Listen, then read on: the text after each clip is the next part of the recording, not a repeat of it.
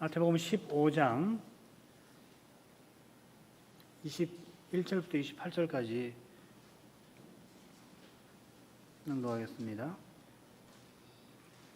예수께서 거기서 나가사 두로와 시돈 지방으로 들어가시니 가나안 여자 하나가 그 지경에서 나와서 소리 질러 가로되 주 다윗의 자손이여 나를 불쌍히 여기소서.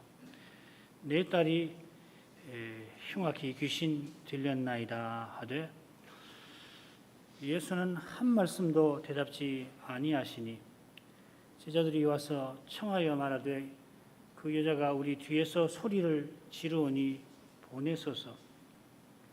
예수께서 대답하여 가라사대 나는 이스라엘 집의 잃어버린 양 외에는 다른 데로 보내심을 받지 아니하였노라 하신대 여자가 와서 예수께 절하며 가로되 주여 저를 도우소서.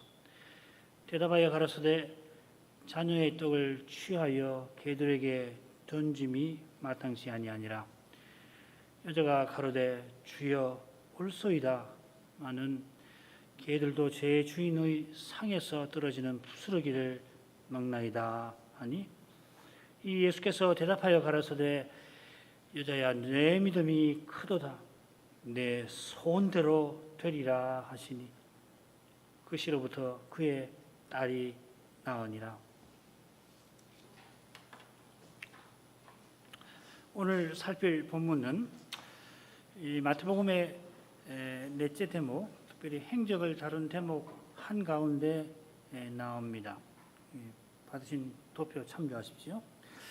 이 사건은 앞뒤에 나오는 사건들과 달리 이스라엘 바깥에서 예수께서 행하신 표적을 담고 있습니다. 예수께서 거기서 나가사 했는데 거기는 그저 게네사렛만 아니라 심지어 이스라엘입니다. 주님께서 왜 이스라엘을 잠시 떠나서 이방인 땅에 들어가셨나 여러 면에서 주목할 만할 겁니다. 예수께서는 이미 헤롯의 영토를 잠시 떠나서 빈들로 들어가신 일이 있는데 똑같은 말입니다. 이 들어간다는 말이 그렇게 하신 것은 잘 아시는 대로 헤롯의 배척 때문입니다. 그처럼 주님께서 잠시 이스라엘을 떠나신 것은 이 바리새인의 배척 때문입니다. 실은 바리새인만 아니라 공회의 배척입니다. 그게 네지 단락 끝에 보면은 다음번에 배울 단락 끝에 보면은 이 바리새인과 사두개인의 누룩 교훈이죠. 그 표현에 잘 드러납니다. 그처럼 헤롯의 배척만 아니라 대지상의 배척도 있을 거고 그게 네지 단락 마지막 17장 끝에 나오는 사건입니다. 그리고 맨 처음에 13장 마지막에 고향 사람들의 배척도 있습니다. 이스라엘에서 예수님을 환영하는 일을 찾기가 참 힘들 정도입니다. 둘째로 주님께서 이스라엘 집의 잃어버린 양 외에 다른 데로 보내심을 받지 아니하였다 하시면서 시리아 여인의 가나안 여인의 딸을 고쳐주셨습니다. 이것은 부활하신 후에 모든 족속에게 사도를 보내시는 것과 붙어 있습니다. 부활 후에 주님께서 이방인을 구원하실 텐데 십자가 전에 이방 땅에 이렇게 가신 뜻이 무엇일까 우리가 생각을 해야 할 것입니다. 오늘 한 가지 더 생각할 점이 있는데 주님께서 이방인의 땅에 가서 한 여인의 귀신 들린 딸을 고쳐주셨습니다. 흥미롭게도 이 넷째 대목 마지막 단락이 비슷한 사건이 나와요. 이 변화산에 주님이 올라갔다가 내려오셔서 그 변화산 아래에서 예수님께서 한 아버지를 만나시는데 그 아버지에게 한 귀신 들린 아들이 있죠. 그 아버지의 귀신 들린 아들을 고쳐주십니다. 표현들이 비슷한 표현이 많이 나와요. 이 두 사건이 이 주님의 십자가와 무슨 관계가 있는지 이미 잘 알고 계실 것입니다. 이런 줄거리를 통해서 마태 사도가 그리스도와 십자가, 그리스도 하나님 나라에 관해서 교훈하는 바가 무엇일까 우리가 살필 것입니다. 이 복음서 읽을 때 사건을 눈여겨 살피는 거 물론 중요한데 이 줄거리를 늘 보시는 것이 좋습니다. 이야기가 왜 이렇게 흘러가는가 하는 것이죠. 먼저 이 사건의 줄거리를 간단히 보십시다. 21, 22절 주님이 두로와 시돈에 가셨는데 가나안 여인이 귀신 들린 자기 딸을 고쳐달라고 소리를 지릅니다. 23, 24절 그 일에 대해서 제자들이 예수님께 묻고 청했죠. 거기에 대해서 예수님이 대답하시는 내용입니다. 이스라엘 집에 잃어버린 양 외에 내가 다른 데로 보냄받지 않았다 대답하시죠. 그리고 한가운데 주여 나를 도우소서 여인의 간절한 기도가 25절에 나오고요. 이어서 26, 17절에는 이 여인의 주님의 대답에 여인의 반응이 이제 나옵니다. 그리고 28절에는 주님이 여인의 큰 믿음을 보고 그의 딸을 고쳐주셨다 하는 내용입니다. 줄거리는 그렇게 되어 있습니다. 21, 22절 읽죠. 예수께서 거기서 나와서 두로와 시돈 지방으로 들어가시니 가난한 여자 하나가 그 지경에서 나와서 소리질러 가로되 주 다윗의 자손이여 나를 불쌍히 여기소서 내 딸이 흉악히 귀신 들렸나이다 하되 이 두로와 시돈은 시리아 페니키아 마가복음에서는 수로 보니게 이렇게 음역을 해놨습니다. 시리아 페니키아라는 말입니다. 시로 페니시아 이렇게 될 겁니다. 그 시리아 페니키아의 주요 도시입니다. 그처럼 22절에 이 가나안 여인이라고 했는데 이 페니키아 여인이라고 하는 뜻입니다. 주님 당시에는 주님께서 이방 땅에 가신 뜻은 조금 후에 거기서 주님이 행하신 일을 살피면서 생각하는 게 좋겠습니다. 주님이 이 두로와 시돈 지방에 가셨는데 어떤 페니키아 여인이 예수님을 알아봅니다. 심지어 예수님을 주라 또 다윗의 자손이라 부릅니다. 이 여인이 주라고 하는 표현이나 그리고 다윗의 자손이라고 하는 칭호에 담긴 뜻이 무언가 얼마나 또 어떻게 알았는가 참 알기는 어렵습니다. 다만 마가복음을 보면은 이 안식일 논쟁이 일어났던 시기 12사도를 파송하기 전에 그러니까 마태복음 10장 11장인데 거기 보면은 이스라엘만 아니라 두로와 시돈 근처에서 허다한 무리가 예수님이 하신 큰 일을 듣고 나왔다 기록합니다. 이 여인도 그때 예수님께 나와서 행하신 표적이나 베푸신 말씀을 들었을 수가 있고 여인의 몸이니까 직접 가지는 못하고 딸도 지금 병들어 있으니까 다녀온 사람들의 말을 들었을 수도 있습니다. 여러 가지 정황을 고려해 보면은 여인의 형편을 생각해 보면은 아마 후자가 아닐까 합니다. 여인이 그 지경에서 나와서 주님을 만납니다. 주님께서 공회가 배척하는 거기서 이스라엘에서 나와서 이 두로와 시돈 지방에 오셨는데 여인도 그 지경에서 나와서 주님을 뵙습니다. 여러 영역본을 보면은 이 표현을 그 지경 출신 가나안 여인이라 그러니까 두로와 시돈 출신이라고 번역을 했습니다만은 한글 개역처럼 새겨도 좋을 것 같습니다. 이렇게 우리 번역대로 새기면 가나안 여인이 두로와 시돈에 사는 것이 아니라 다른 수리아 페니키아 지역에 살고 있는데 예수님께서 두로와 시돈 지방에 마가복음에 따르면 이 시돈이기죠 아마 두로 참 찾아보죠. 마가복음에는 좀 더 명기가 되어 있습니다.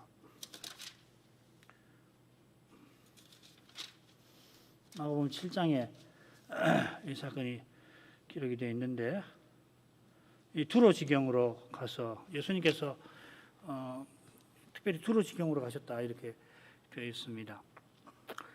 그 소문을 듣고서 자기 살던 곳에서 나와서 주님께 찾아갔다 하는 이야기입니다.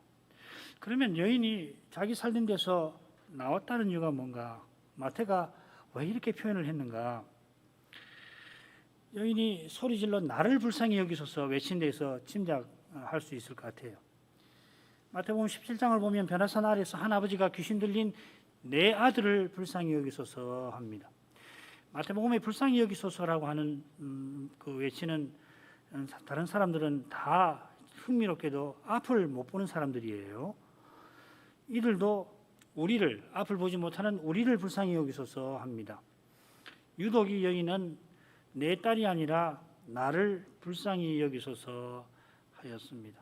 물론 이 여인이 자기 딸을 얼마나 사랑했는지는 뭐 말할 필요조차 없겠지요.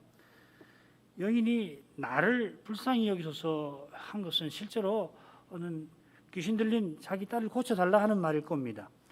그리고 주님은 그 심정을 아시고 또 그리 하셨습니다. 아울러 여인은 자기 딸이 귀신 들린 그 현실에서 딸의 비참함은 물론이고 자기의 비참함, 이 마귀의 권세에 쌓여 있는 자기 민족, 그 형편에 처해 있는 자신의 비참함을 보았던 것입니다. 귀신 들린 현상이 이스라엘에만 있었던 것 아닙니다. 가령 바울 사도가 빌립보 2차 전도 여행 때 빌립보에 갔을 때 거기 한 여종이 점을 잘 쳐서 주인들에게 큰 돈을 벌어줬다 하는 이야기가 나오죠.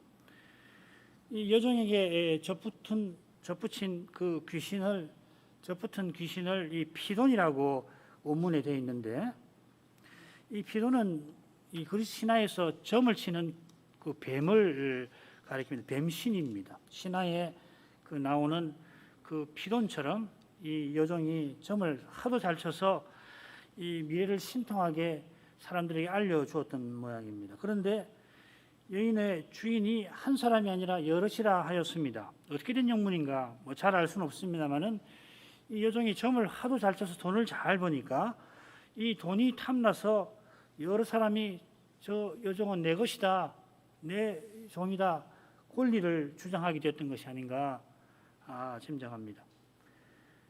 이들이 귀신 들린 여종 못지않게 돈의 종, 그래서 귀신의 종이 되었던 것입니다. 이들이 귀신 들린 여종의 주인이지만은 여종 못지않게 돈의 종이고 귀신의 종이 되었던 겁니다. 그런 탓에 사도가 여종을 귀신에게서 해방시켜 주었지만은 이들은 그 일을 기뻐한 것이 아니라 돈줄이 끊겨서 바울을 고소하게 됩니다. 그 고소하는 내용을 보면은 바울이 유대인으로서 우리 로마인의 풍속을 허무는 그런 일을 전한다 합니다. 귀신의 힘을 빌려서 점치는 그런 것이 만일 풍속이라고 한다면은 그런 풍속이 마땅히 없어져야 할 것입니다만은 돈 욕심에 눈이 멀어서 귀신이 가장 좋아하는 일을 그렇게 하는 겁니다. 사도를 쫓아내려고 하니까요. 계시록 20장에 주님 오시기 전에 마귀가 천하 만국을 미혹하였다 한 것처럼 마귀가 당시 사람들이 이 미래에 대한 불안과 염려에 사로잡혀 있었고 그 당시 이 그리스 문명이 특별히 그렇습니다. 그래서 이 스토아 학파나 에피쿠로스 학파가 왜 생겼나? 그게 뭐와 관계되냐면 이 미래에 대한 그 불안과 염려가 가득한 사회여서 그런 사회에 대한 해답을 철학적으로 주려고 했던 그 학파가 에피쿠로스 그다음 스토아 학파입니다. 게다가 사람들이 돈을 사랑하는 것을 이용하여서 마귀가 미혹의 어두운 감옥에 이처럼 사람들을 가두어 놓았던 것입니다. 다들 그렇게 사니까 너도 나도 그렇게 사니까 그게 얼마나 악하고 어두운 것인지 모르는 것입니다. 제가 초등학교 때만 하더라도 이 동네에서 굿하는 것을 흔찮게 볼 수가 있었고 이 집 저 집 다 이 굿을 무슨 일이 있으면 굿을 하는 걸 보았고 여러분도 그럴 건데 뭐 다들 그렇게 하니까 뭐 그게 얼마나 악하고 미련한 짓인지 모르고서 그게 무슨 효험이 있구나 하고서 그렇게 지냈던 것을 기억하실 겁니다. 복음의 빛이 아니면 지금도 사람은 우상 섬기는 데서 벗어나지 못합니다. 이런 점에 비추어서 여인이 그 지경에서 나와서 소리를 질렀다. 마태가 이 나왔다라고 하는 표현을 쓴 뜻이 있는 것 같아요. 주님께서 바리새인이 배척하는 이스라엘에서 나와서 이방 땅에 잠시 오셨는데 그 주님께서 여인들어 우상 섬기는 데서 나와서 주님에게 이르도록 하신 것입니다. 여인이 나를 불쌍히 여기셔서 부르짖는 그 기도가 주님이 이미 그 여인을 어둠에서 불러내신 것을 가리키는 것입니다. 여인이 자신의 불쌍함을 바로 깨달은 것은 예수님을 주 또 다윗의 자손이라 부른 것과 붙어 있습니다. 주님께서 여인에게 하시는 말씀을 보면은 여인이 충분히 주님을 제대로 알았던 것은 아닌 듯합니다. 특별히 다윗의 자손이라 했을 때.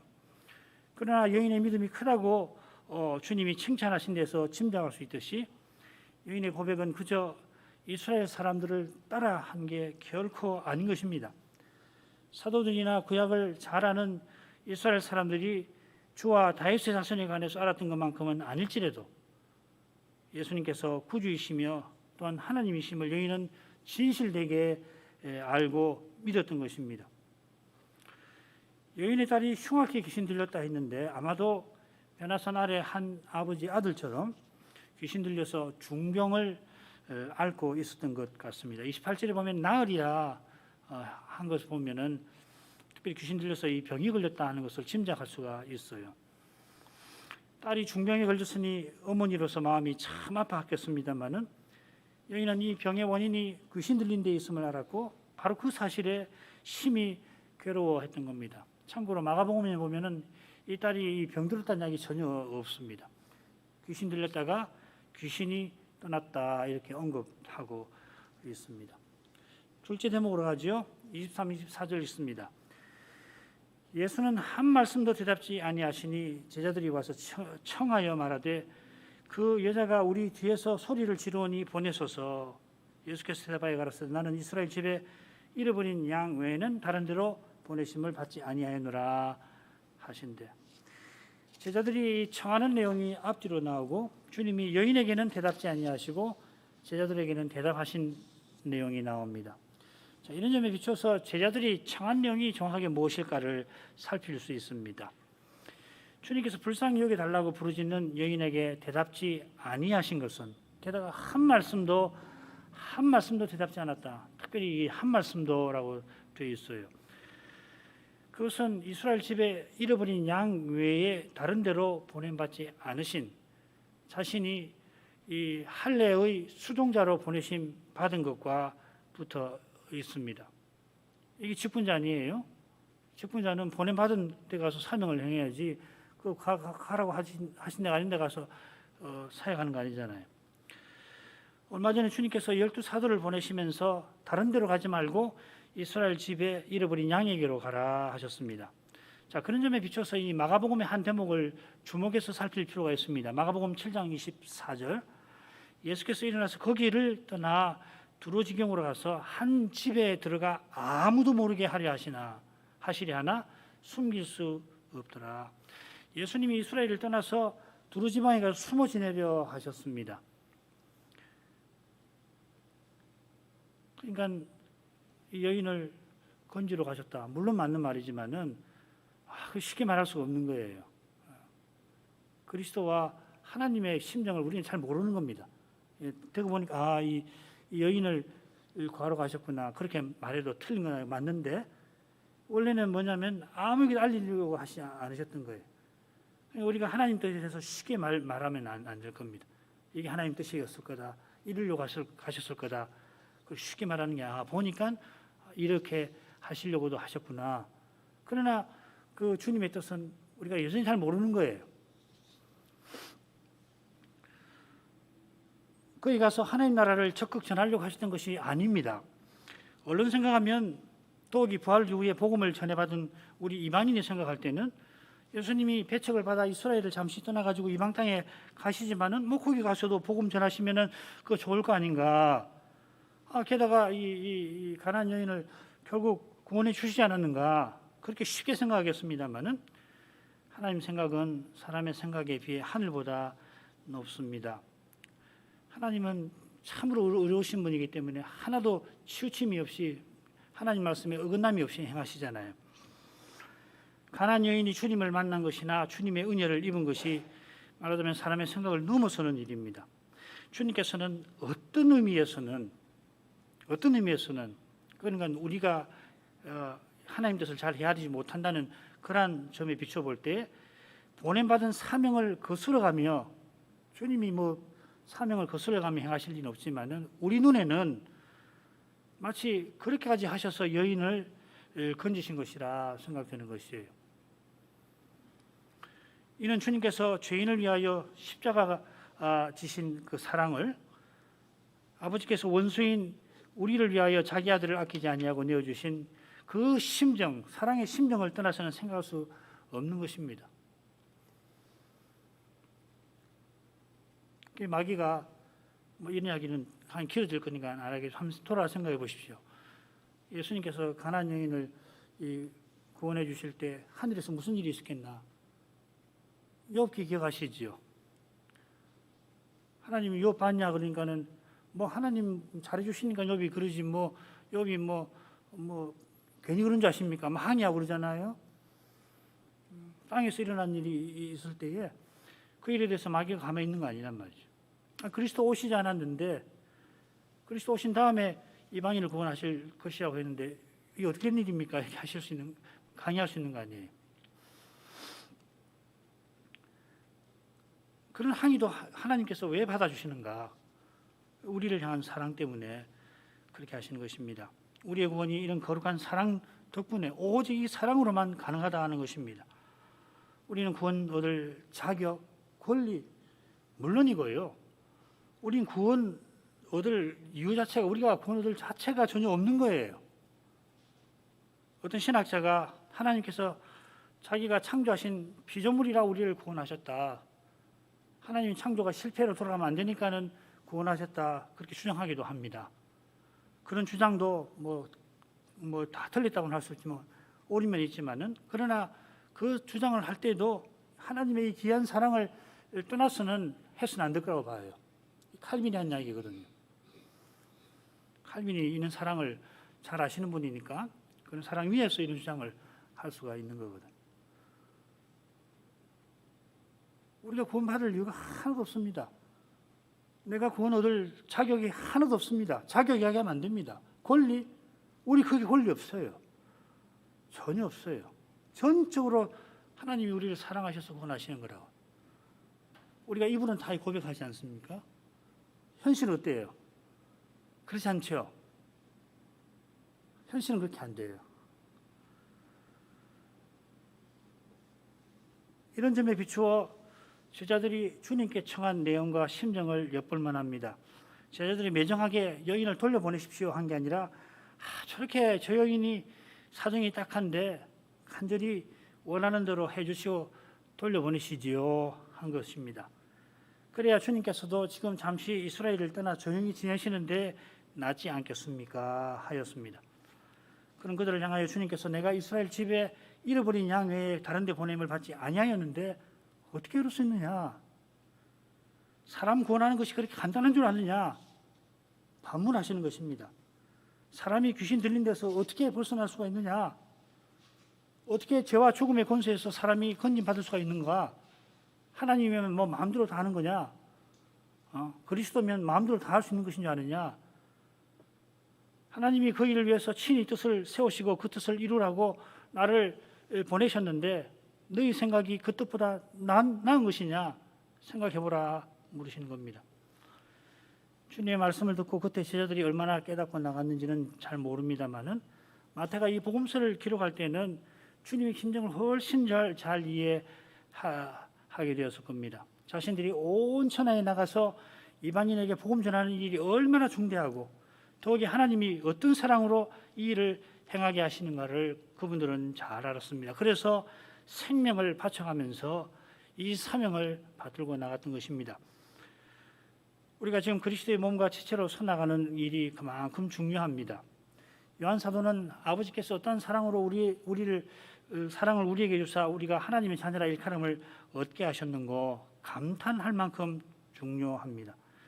그가 형제를 위하여 목숨 버리는 것이 마땅하다 확신할 만큼 중요합니다. 그만큼 중요한 까닭에 그가 우리를 위하여 십자가에서 목숨을 버리셨습니다. 그처럼 우리가 아버지와 그 아들 예수 그리스도와 함께하게 하십니다.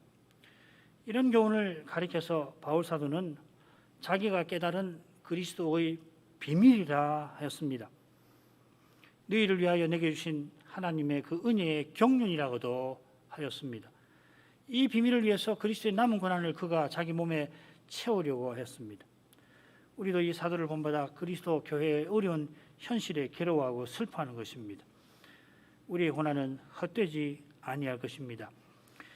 주님과 일행의 뒤를 쫓아가며 부르짖던 여인이 마침내 주님 앞에 이르렀습니다. 25절, 여자가 와서 예수께 절하며 가로되 주여 도우소서. 주님께서 한마디도 대답지 아니하시는데 여인은 더욱 주님께 가까이 이릅니다. 가까이 이르러서 그 앞에 절합니다. 마태는 이 여인이 절하는 태도를 퍽 강조합니다. 어떤 학자는 이 동사 형태를 놓고서 여인이 계속해서 절하겠다 이렇게 해석하기도 하는데, 어쩌면은 여인이 예수님께 오자마자 그냥 엎드려 절하기 시작한 것을 마태가 묘사했는지도 모릅니다. 계속 반복적으로 절했다고도 볼 수 있고, 예수님께 오자마자 엎드려서 절하기 시작하더라, 그냥 오자마자 그냥 엎드려서 절부터 하더라, 그렇게 해석할 수도 있습니다. 뭐 어떤 태도였든지 여인은 더욱 겸비한 태도로 주님께 간절히 구하는 겁니다. 사람의 눈에는 주님께서 여인에게 냉담한 태도를 보이신 것처럼 그렇게 보일는지 모릅니다만은, 주님은 하나님의 뜻을 조차 하실 수 있는 만큼, 심지어 좁고 낮은 우리의 생각에는 하나님의 뜻을 마치 거슬러서까지 여인을 가까이 해주신 것입니다. 옛날에 하나님께서 엘리야 손자를 시돈 땅 사르밧에 보내어서 한 과부와 아들을 기근에서 건지시고, 또 그 아들이 병들어 죽었을 때는 다시 살려주시기도 했는데, 그런 각별한 사랑을 예수님을 통해서 여인에게 나타내시는 것입니다. 예수님께서 갈릴리 사역 초기에 고향 나사렛 회당에서 이 일을 언급하셨습니다. 누가복음 4장 25, 26절, 엘리야 시대에 하늘이 새해 6달을 닫히어 온 땅에 큰 흉년이 들었을 때 이스라엘에 많은 과부가 있었을 때 엘리야가 그중 한 사람에게도 보내심을 받지 않고 오직 시돈 땅에 있는 사렙당의 한 과부에게 분이었으며, 이스라엘에 과부가 많아도 엘리야를 시돈의 한 과부에게 보내신 이유는 그저 이스라엘의 배척 때문만이 아닙니다. 이스라엘이 배도에서 미우니까 하나님을 등졌던 이방인에게 호의를 보내시는 게 아닙니다. 그 미움 때문에 보내는 호의가 참된 사랑에서 나온 것일 리가 없잖아요. 하나님이 죄인을 사랑하시는 까닭에 죄인을 구원하시기 위하여서 죄인의 죄를 대신 담당하시는 까닭에 옛날에도 그런 일이 있었던 것입니다. 하나님이 죄인을 구원하려고 선자를 보내셨는데 이스라엘이 환영하지 아니하니까 대신에 이방인에게 보내신 것입니다. 시돈이 이스라엘보다 나을 게 없지요. 그래서 로마서에서도 바로 이 주제를 바울이 다루면서 뭐라고 그러냐면은, 이방인들 향해서, 로마인의 교회를 향해서 그 가지들을, 유대인들 말이에요, 그 가지들을 향하여 자긍하지 말라. 자긍할지라도 네가 뿌리를 보존하는 것이 아니요 뿌리가 너를 보존하는 것이니라. 고린도전서 1장 29절에도 아무 육체라도 하나님 앞에 자랑하지 못하게 하려 하심이라 하였습니다. 오직 하나님께서 거룩한 사랑으로 이스라엘의 선자를 엘리야를 시돈 과부에게 보내신 것입니다. 이제도 이스라엘이 그리스도를 배척하는데 하나님께서 그리스도를 가나안 여인에게 보내셨습니다. 아직은 십자가 이전이지만은 하나님께서 여인의 딸을 귀신에게서 건져주려고 그리스도를 보내셨습니다. 이런 각별한 사랑을 여인들로 깨닫게 하시려고 주님께서 지금은 한마디도 아니하신 것입니다. 다시 표현하면은 주님께서 여인을 이끌어서 이런 사랑에 나아오도록 하고 계시는 것입니다. 여인이 주님 앞에 엎드려 주여 도우소서 또 간절히 구합니다. 오직 주님만 자신을 불쌍한 처지에서 건져주실 분임을 고백하는 것입니다. 여인처럼 변화산 아래서도 한 아버지가 똑같이 나의 믿음 없는 것을 도우소서 구합니다. 믿음 없는 것을 도우소서 하는 간구이지만은 주님께서 그 간구가 믿음의 간구가 되게 하시는 것입니다. 내가 믿는 것이 아니라 주님이 믿게 하시는 것입니다. 믿음이 은혜의 방도입니다마는 믿음 자체가 이미 은혜의 선물인 것입니다. 그처럼 여인이 거듭 주여 주여 하고 간절히 구하는 것은 이건 성신이 행하시는 일입니다. 26, 27절을 읽겠습니다.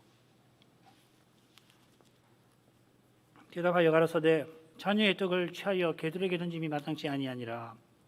여자가 아뢰되 주여 옳소이다마는 개들도 제 주인의 상에서 떨어지는 부스러기를 먹나이다 하니 26절이 주님께서 대답하여 이렇게 시작되는 점이 바로 앞에 한 말씀도 대답지 아니하셨다 하는 점에 대조를 이룹니다. 마찬가지로 주님의 대답은 얼른 읽으면 여인을 무시하는 것처럼 들립니다마는 주님께서 하나님의 뜻과 그 귀한 사랑을 조차 여인에게 대답하십니다. 직접 듣지 않았지만 틀림없이 주님의 말씀은 그 말투가 퉁명치 아니하고 따뜻했을 것입니다.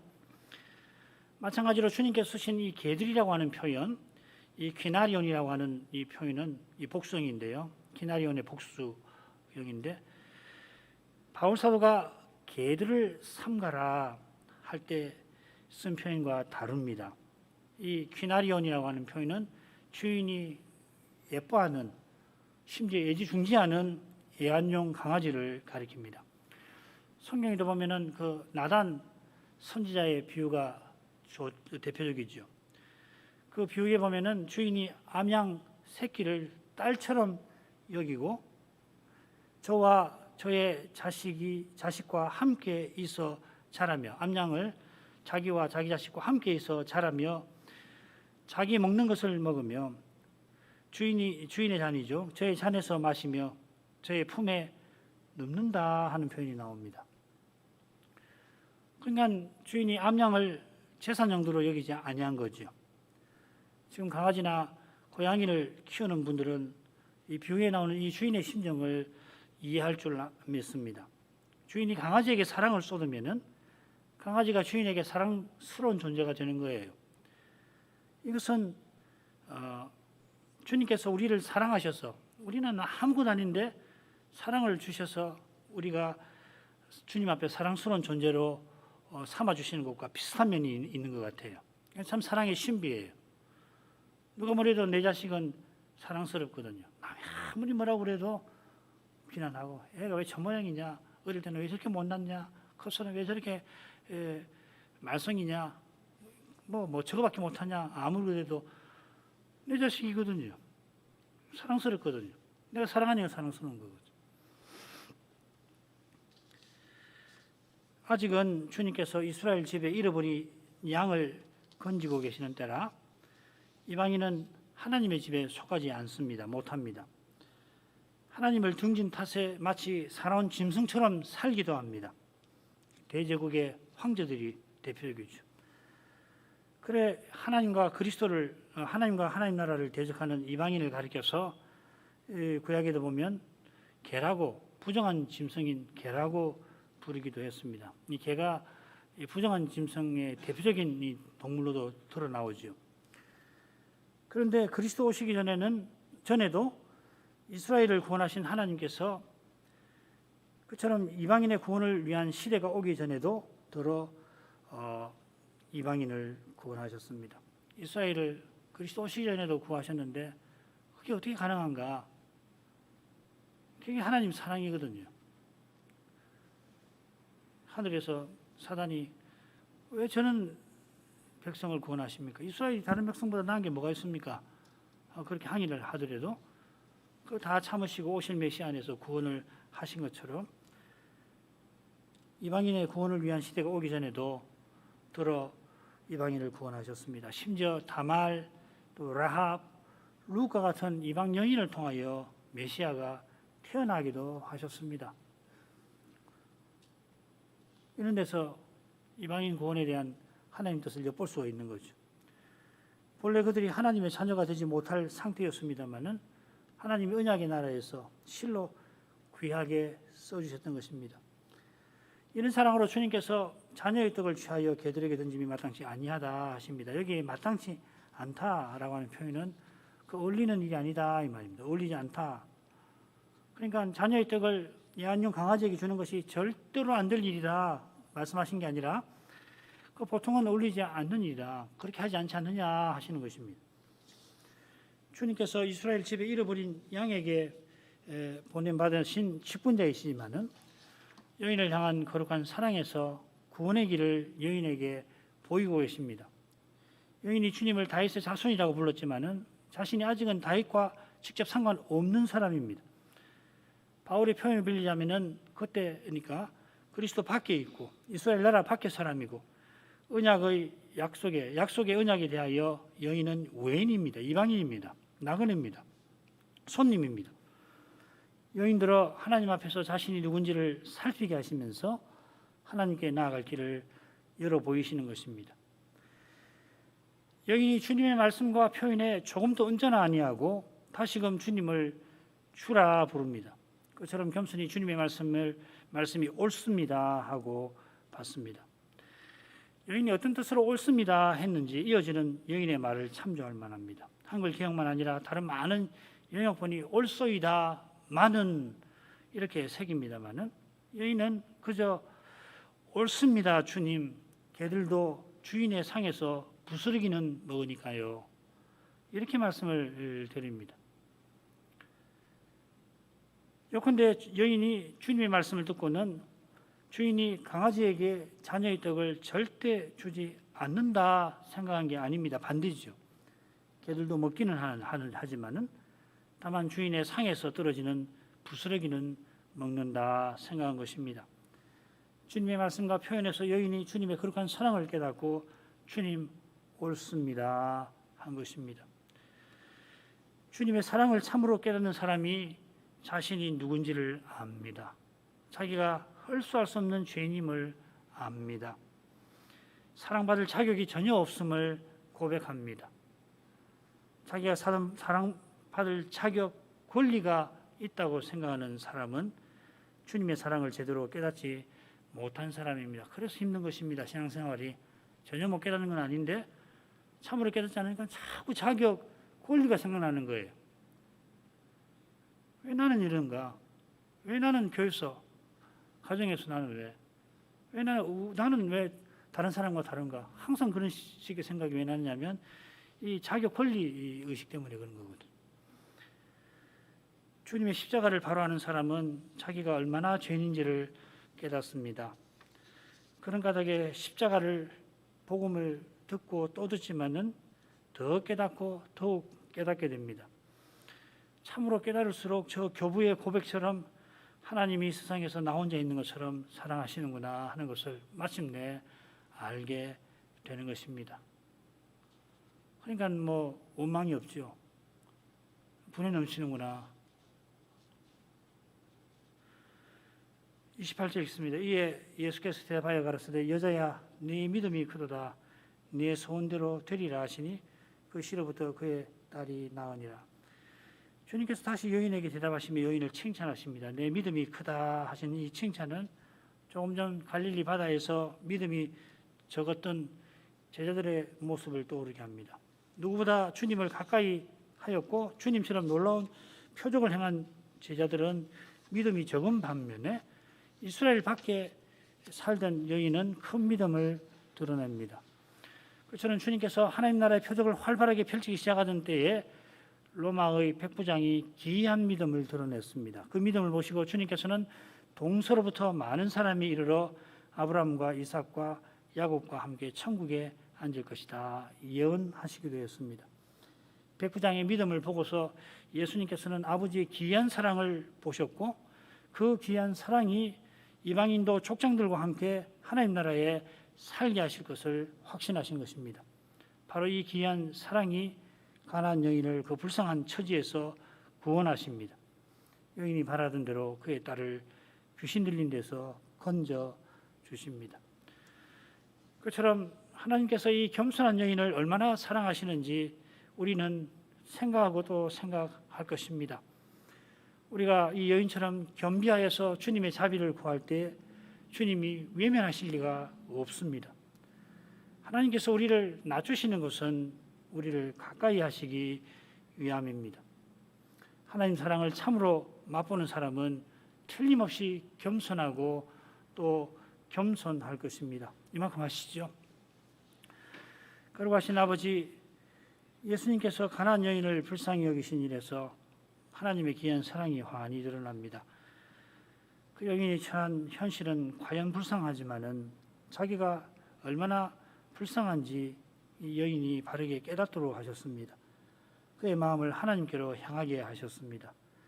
그처럼 하나님께서 그리스도를 그 여인에게 보내주셨습니다. 예수께서 공예의 배척에 잠시 이스라엘을 떠나셨지만은 여인을 만나시고 여인을 더욱 하나님께로 이끌어 주셨습니다. 이미 이 세상에 그 여인 홀로 있는 것처럼 그 여인을 사랑하셨습니다. 그리스도께서 이스라엘 집에 잃어버린 양에게 보냄받은 직분자이지만은 이스라엘 나라 밖에 있던 그 여인을 하나님의 집에 살도록 길을 친히 열어 주셨습니다. 그 길을 열어 주시기 위해서 그리스도는 십자가로 더욱 나아가실 것입니다. 그 거룩한 사랑이 우리 인생에게는 절대로 불가능한 구원의 길을 열어 놓으시는 줄 믿습니다. 그처럼 여인을 겸손하게 만들어서 더욱 그를 가까이 하십니다. 저희가 주님의 사랑을 참으로 깨달아서 더욱 겸손하게 되기를 소원합니다. 예수님 이름으로 기도드립니다. 아멘.